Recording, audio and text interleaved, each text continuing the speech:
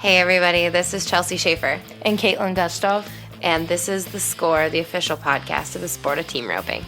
This is the Team Roping Journal's semi-weekly podcast highlighting the team roping industry's top talents and influencers through stories that inspire and connect ropers. We sit down with ropers from the professional ranks as well as industry icons and producers to delve into topics that make the team roping world tick. This is season 2. It will feature even deeper interviews, storytelling, and issue-based coverage, and we are so excited you're here. Hey everybody, welcome to this week's episode of The Score. This week's episode is a little bit different, as it's our chance to talk about how the team roping community is giving back to the larger community through the 1017 Project. You guys, I'm so happy to bring you this episode. It's meaningful, I learned a lot, and I think you will too. So this week's guest is Pastor Jordan Weaver of Powell Butte, Oregon.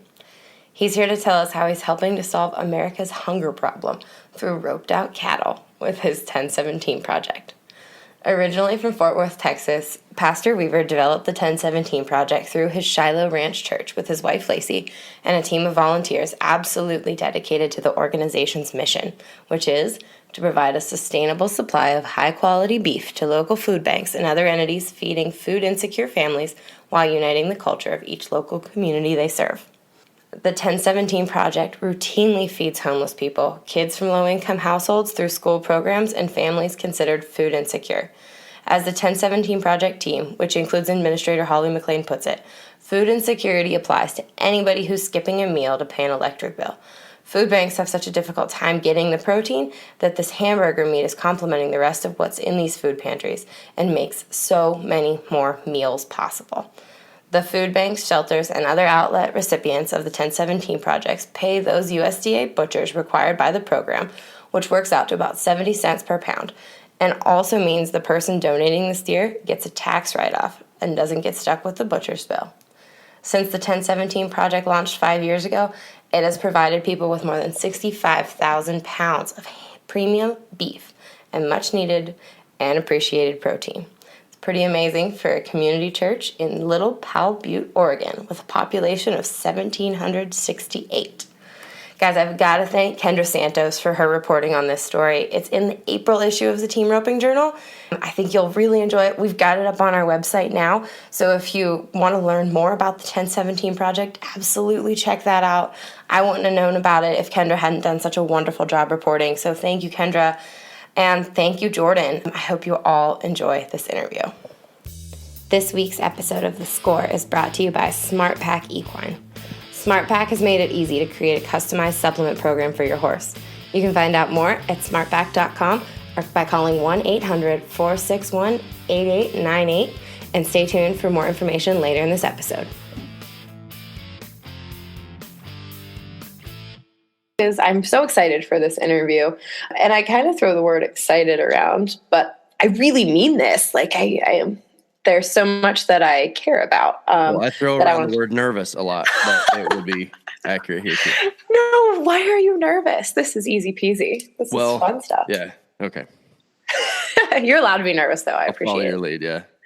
Sounds good. Awesome. Well, somebody on your team reached out to us maybe in December. I think I was at the NFR when I got an email from one of the people that helps you with your marketing for the 1017 Project. And it kind of took us a while to get around to this story just because we had so much going on with Vegas. But then once I read Kendra Santos's version of your story and the 1017 Project, I was like, we have to talk to this guy more because I love this whole thing. So we're going to talk about the 1017 Project. But I want to talk about you first. Tell me, where did you grow up? And give me a little bit on your background that led you to this point. Yeah, so I will tell you, I'm the least interesting thing about this whole project. And I think that's what's funny about all of it is I grew up in Fort Worth, just south of Fort Worth, actually a little town called Rio Vista originally, and then we moved to Burleson. But kind of in the Fort Worth area forever, and grew up rodeoing. We had I was in Region 3 and the C2RA and the AJRAs and all the little culture that goes on right there in that part of the world. Mm-hmm. And then we moved. I married a girl from Central Oregon, Lacey, in 2007, and then we moved to Oregon in 2012. And I'm not sure if this is public knowledge or public information or not, but I really thought I was going to be here for about 2 years and then move back. And that was 7 years ago. And why'd you stay? It's one of those things where I felt like I was a part of something that was actually making a difference. I hate winter and I hate snow and I hate cold weather. And so I just couldn't see a way that I could stay here long term. And then at the same time, things started going well and it started to grow. And like I said, I felt like I was a part of something that was making a difference. And if I would have just thrown my hands up and quit, then I didn't really have something like that to return to by any means. And honestly, I fell in love with the people up here. They're amazing. The culture up here is really tight knit. It's people that deserve to have their stories told, and so as we kind of just kept going, honestly, there wasn't even that option as far as leaving. I mean, we still had some details that we needed to work out as far as what that looked like for winter and, my seasonal cabin fever crazy, but it was worth it. It was worth it to try to figure out those solutions if it meant we got to stay a part of what was going on here. Okay, so tell me a little bit about what is going on there with Shiloh Ranch Church. Shiloh Ranch Church, yep. I think that God allowed me to be a pastor of a church in a part of the world where I didn't grow up, and I think that was just merciful of Him, because everybody that knew me growing up that comes up to this part of the world now is like, he's a pastor. Those stories are at a minimum if it's not the area where I grew up, but.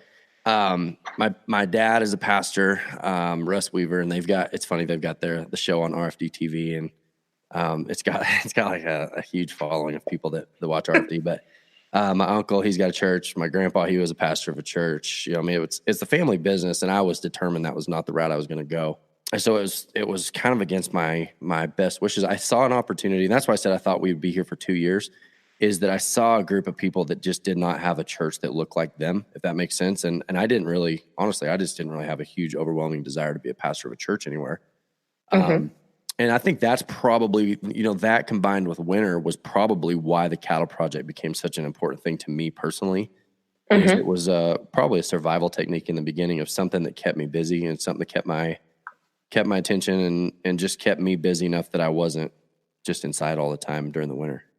Yeah. And so you're a team roper though, as well. And that's been a big part. I think that is a generous description of what I do.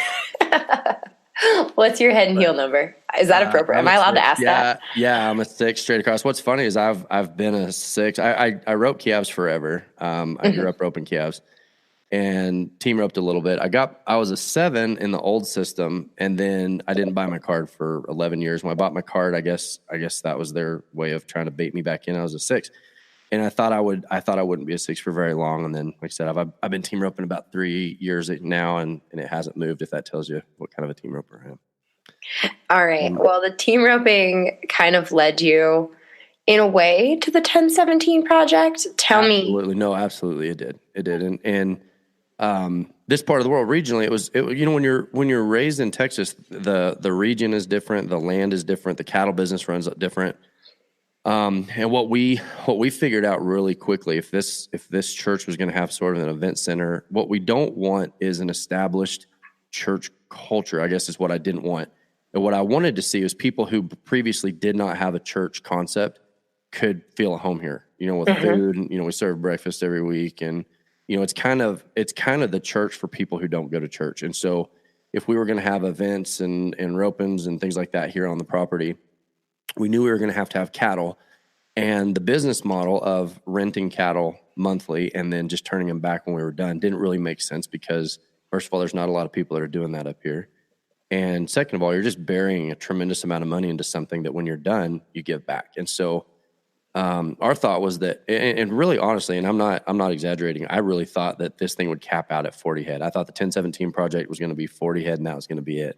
But if we could just buy our own cattle and then do the exact same thing, like we're paying ourselves rent for the exact same cattle that we would have, and then at the end, when we're back to zero on them, instead of giving them back to whoever originally owned them, we could just see if there was a food bank that could use them. And I know it sounds kind of almost laughable now, considering what it's gone on to do, but we didn't even know if a food bank could use the hamburger. But what we did know is we had, and I hate to even tell this story because I feel like I'm tattling on myself, but we originally had brought Thanksgiving baskets to people. Like we wanted to do something. The church was just starting. We wanted to do something. And what we found is that when we delivered Thanksgiving baskets with frozen turkeys, it was to people that we got a list. I mean, we'd done our research, people that we thought would benefit from it. We were doing all the legwork, trying to connect with people in our community that we thought could use it. And when we got there, we had a frozen turkey and we were dropping it off to families that were living in an RV, and I felt terrible. Like there's no use to them. It was of no use to them. And I wanted them to be angry at me. I wanted them to be mad at me and say, hey, this doesn't help us. And they weren't. They were gracious and they were kind of, thank you so much. And as much as we were trying to accomplish in that, I knew that it wasn't a sustainable model. And so when we started talking about cattle, the thought was we could turn everything into hamburger. So if it's a rope and steer, instead of trying to get prime cuts and things like that, put everything into hamburger. It creates a better product. Core Annie's, for those of you guys that know roping cattle, which I'm sure everybody that listens to this podcast knows a little bit about that. It's a lean beef source. And when you put it all into hamburger, the quality is higher. And that's a usable package. It's something that no matter where you're living, I mean, if you have access to a microwave, hamburger is usable in a 1 pound package. And so like I said, when we started, I don't want to jump too far ahead, but when we started, we kind of just reached out to the food banks and went, hey, is this something that would be usable? I mean, is this something that would even be a benefit? Because they already have the relationships with the people. They're already serving people in their community. They already have relationships with these people that are in need. They're what I learned the term is food insecure. So they've already been working with these people. And instead of reinventing the wheel, we said, hey, what if we just resourced you guys? It's what you're already doing. Is there a way that we could be a benefit to you guys? And I mean, I hate to overuse the word shocked, but I was shocked at the response. It was, we have no protein in our food bank right now. None. It's when the cattle market was high. They were giving peanut butter as a protein source. They had nothing. And I've learned since, again, you start something like this and it's all the things that you learn looking back. But there was a statewide cattle association that had tried something like this. And their goal was to try to get 1 cow a month donated. And the logistics and the legwork, they just couldn't get it off the ground.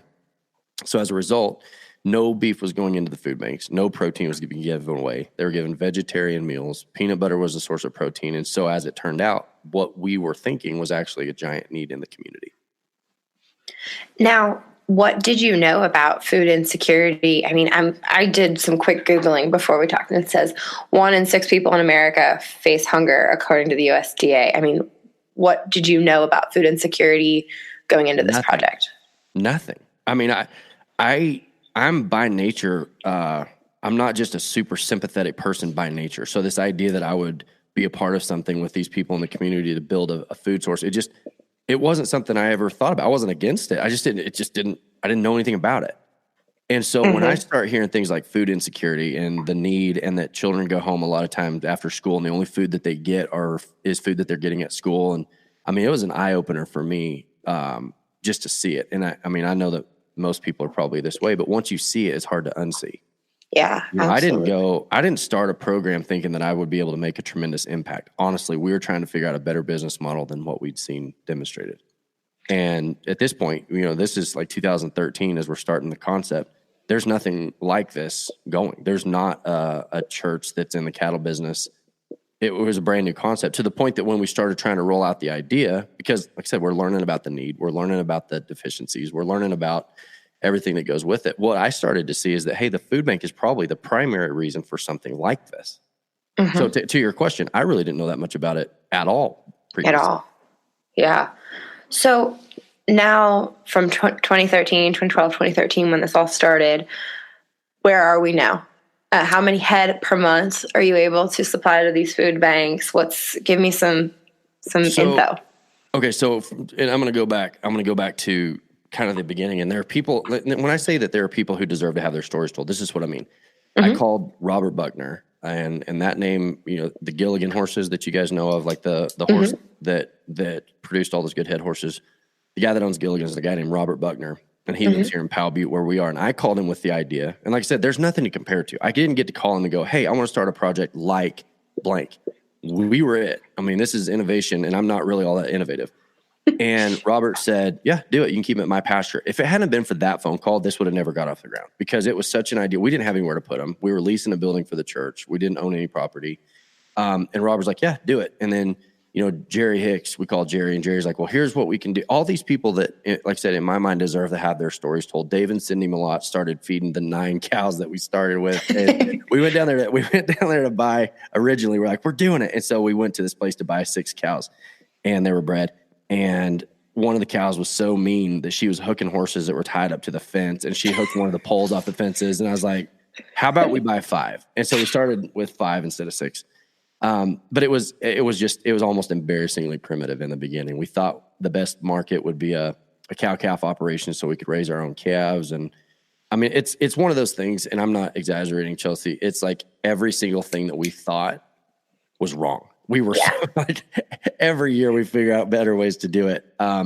We've gone now to where we're just primarily buying rope and steers. We're kind of gradually moving our way out of the cow-calf operation as our primary, because it takes so long to get them ropeable that you're feeding cows and calves and ropers, and the ropers are the only ones that are able to regenerate any amount of income through the lessons and practices and stuff. So today we're at 30 tons, right? I think we're at like 67,000 pounds of hamburger that we've donated. Holy cow. And what we've learned is that every pound of hamburger equates to 4 meals. Again, things that you learn after the fact. The food banks have told us that everything in their food bank and everything in their pantry and everything in their freezer space becomes usable, built out around hamburger. Like when you have hamburger, you can send noodles and gravy and vegetables and recipes. And I mean, it's kind of the thing that brought color back into their food banks, things that we would have never known. But that each pound of hamburger equates to about 4 meals. So, I mean, it's in the neighborhood of, we're getting close to 300,000 meals that have been donated through that so far. Wow. So how many people do you have on the back end working on this project? I don't even want to start naming names because they're literally, I'm telling you, I'm not exaggerating. There are hundreds of people who have fingerprints on it. That's amazing. Yeah. I mean, like, oh gosh, I'm not going to do it. I'm not going to start saying names because I would be in such a bind, but there's an entire community who think of this as their project. That's why I said it's almost laughable. I'm painfully ordinary, and I get so much credit for something that so many other people have been a part of, that the entire community of Powell Butte has said, like, this is us. This is what we do. We love it. We're behind it. We've got people that have no ties to the church whatsoever that have donated hay and time. And, we've since started putting on ropings. We've got jackpots and practices. And the goal is that we want those cattle to try to start returning the original investment. Like we want to get back to zero. Mm-hmm. And so there's people that, they don't necessarily care one way or the other about what we do. They just know that it's a good roping. It's a good jackpot. And we've partnered with Ty Yost through the NTR. We've been putting on NTR events. We lease out cattle to the jackpots that are around here that aren't our events. And so the team roping culture in Central Oregon has actually come up quite a bit. It's actually improved, I think, dramatically between what we've done. And, the culture is starting to, I think, benefit. Mm-hmm. And as the team ropings benefit, obviously, as the ropings do better, the quicker we get to zero on cattle and the better job we're able to do as far as expansion and growth. We're at about 300 head right now, probably. Wow. And like I said, as we do a better job with the events, then we're able to do a better job with the program.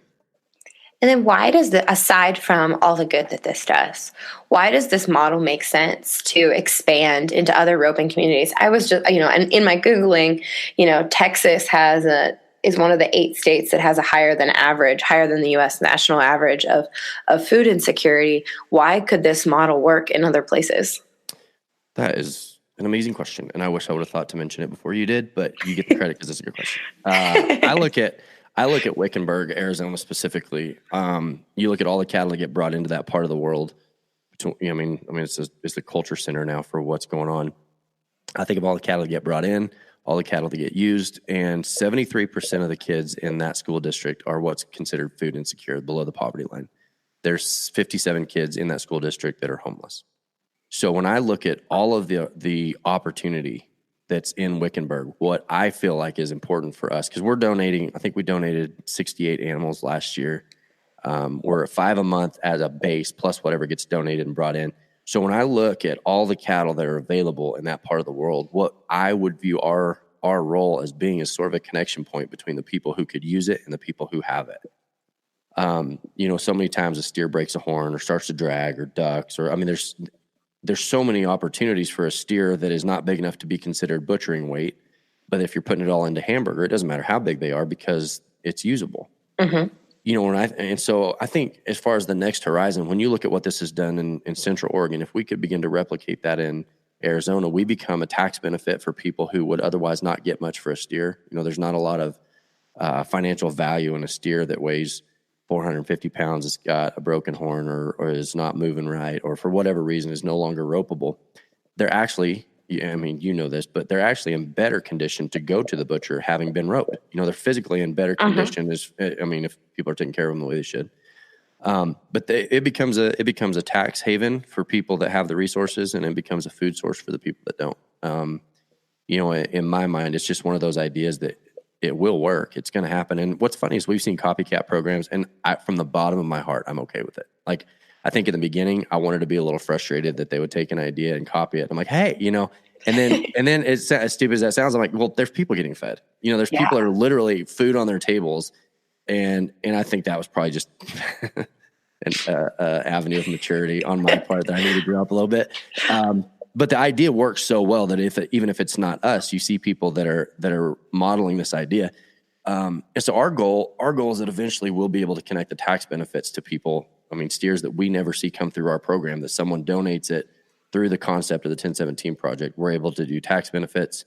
We're able to connect them to food banks. I had a conversation with a guy named Don Wakamatsu, who's a manager with the Rangers, and he's doing the Texas Rangers. My brother is a rider for the Texas Rangers. And one of their managers is doing a food program that's based in produce. And in his conversation, he's got good contacts with Arizona State University. You know, we're working on the development of how to better utilize our butcher dates, because USDA butcher dates are really hard to get. Like we have to schedule them a year in advance. So if we could figure out a system that would allow more butcher dates, then we become valuable to that guy who's got a steer, but that's not able to get a USDA butcher date. You know, it's kind of almost like the piping that connects all of it together that allows it to all work in concert.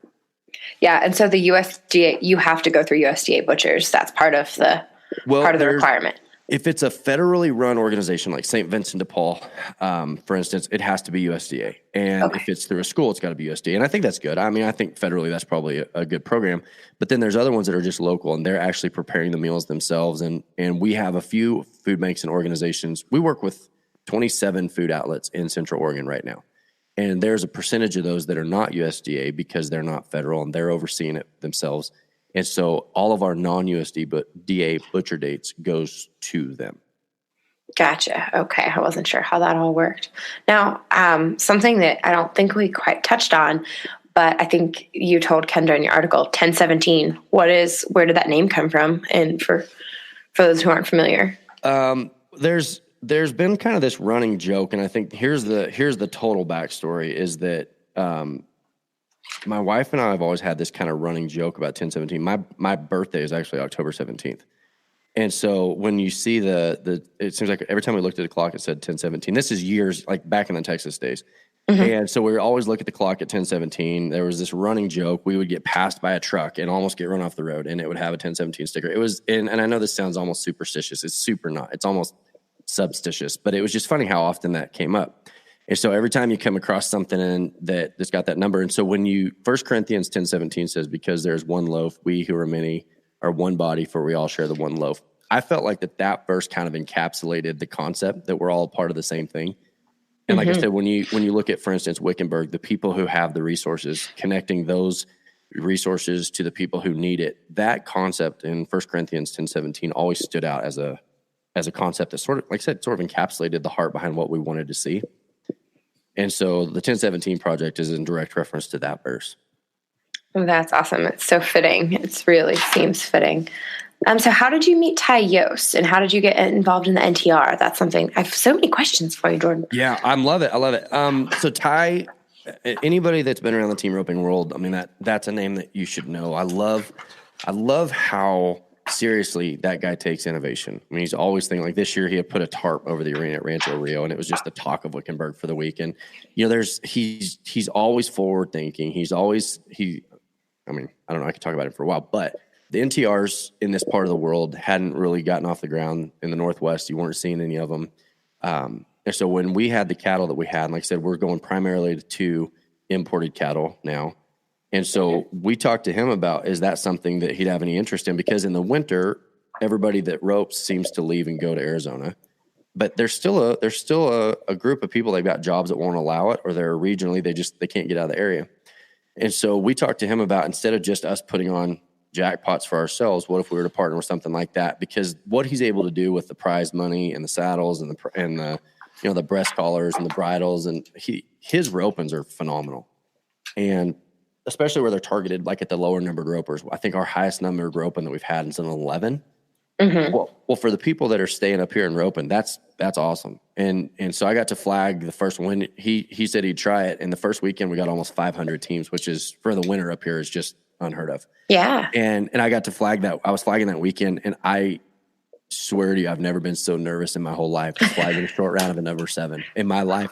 Like, people are yelling. The environment was awesome. Like, you got grandpa's roping with grandkids, and I wanted everybody to catch. And I promise you, my heart was just racing. Every time somebody nodded, I wanted them to catch so bad. And, and it's been a fun environment to see sort of develop up here, because because of the lack of numbers, you always just had slide ropings, and it seemed like the same guys won a majority of what was won. And so to see a new idea on something like that was just, man, I think for all of us, it was really rewarding. That's great. Now, can you tell me, have you had a lot of interactions with the individuals and the families who have been in need and who you've helped, or has it been kind of separated? That was something that we had to sort through on the front end, is that we could be the food bank, but we weren't going to do as good as the people who were already doing it. Sure. And me personally, at a personal level, I know a lot of the families, but what I didn't want to do is muddy the water between what we were and what we couldn't be. Mm-hmm. What I knew that we could do is we could be a resource to the people who are doing it well. And so that's been the main push, and it's not due to a lack of interest. And I think that's an important distinction to make. It's not because of a lack of interest. It is this is our strength. This is what we can do. We have so many men that were otherwise not really engaged in charity work. And not that they weren't against it, but I mean, when you think about charity work, you don't think about, people who are loggers or welders or fence builders, the blue collar type people that we have.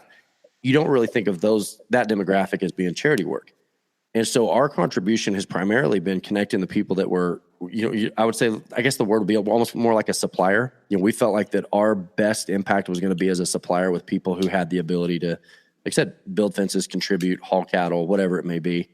And so we've stayed out of, corporately, we've stayed out of the food bank part of it, because we didn't feel like we could do as good a job anyway. We've got to take a break now to thank our sponsors of this week's episode of The Score. That's SmartPack Equine. Due to the challenges of modern horsekeeping, many horses can benefit from the support of supplements to help them look and feel their best, especially when we're using them as hard as we do our rope horses. Every horse is different, so SmartPack has made it easy to create a customized supplement program for your horse. With over 350 supplements available and a team of equine health experts on staff to help you choose between them, SmartPack is the smartest place to get your horse what he needs. Visit smartpack.com or call 1-800-461-8898 to learn more about how SmartPack can help you take great care of your horse today. You can also find SmartPack on Facebook.com and on Instagram, SmartPack Equine on Facebook and SmartPack on Instagram.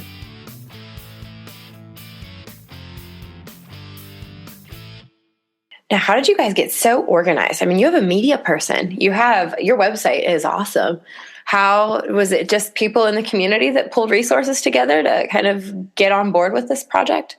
I've said it probably already 3 times, but the people in the community, I believe, deserve to have their story told. I'm a believer in that. I mean, I'm such a believer in the guy who gets out of bed and goes to work every day and raises his kids and stays faithful to his wife and works and pays his bills. And, we don't celebrate that story nationally. That's just not something that usually gets a lot of attention.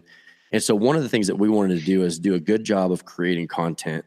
And we knew all along that was going to be important. I think of the 1017 project also as sort of a content provider for the guy that's living in a high-rise building in Chicago. And he grew up wanting to be a cowboy. And is there a way that he could connect to the culture, whether it's through, apparel or whatever the case may be, where he felt like he had a genuine contributing part of the program, even if he doesn't live here in the area. Well, the only way that we were going to be able to do that is if we had content online.